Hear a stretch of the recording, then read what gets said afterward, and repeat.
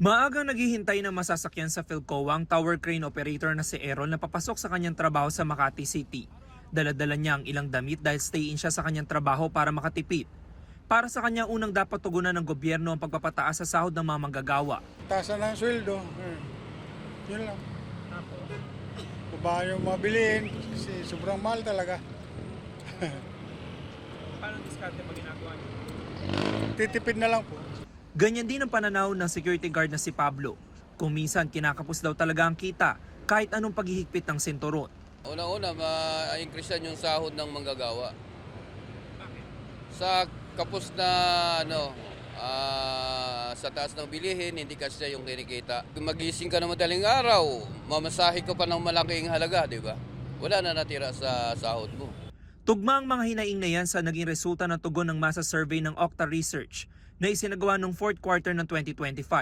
Sa tanong na kung anong issues ang dapat tinutugunan ng gobyerno, pinakamarami ang nagsabi na nararapat na itaas ang sahod ng mga manggagawa. Sinundan niya ng pagkontrol sa pagtaas ng presyo ng pangunahing bilihin at serbisyo, sapat na supply ng pagkain, pagsugpo sa korupsyon sa gobyerno at libreng edukasyon. Pasok naman sa top 5 urgent personal concerns sa mga Pinoy ang pananatiling malusog at pag-iwas sa sakit. Sumunod ang makapagtapos ng pag-aaral o makapagpaaral ng mga anak, sapat na pagkain araw-araw, matatag at maayos na kita at pagnanais na hindi mabiktima ng krimen. Dalawa sa mga nabanggit ang inaalala ni Ginger na isang government employee. Dapat magkaroon po ng stable na trabaho, tsaka maging healthy, yun lang naman.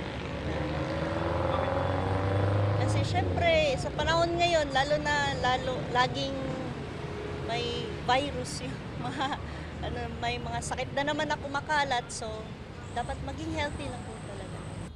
Kung ang third-year college student na si Krisa naman ang tatanungin, Makapagtapos po ng pag-aaral para po makatulong din po sa mga magulang ko. isinagawa ang survey noong December 3 to 11, 2025 sa pamamagitan ng face-to-face interview sa 1,200 respondents. May margin of error ito na plus-minus 3%.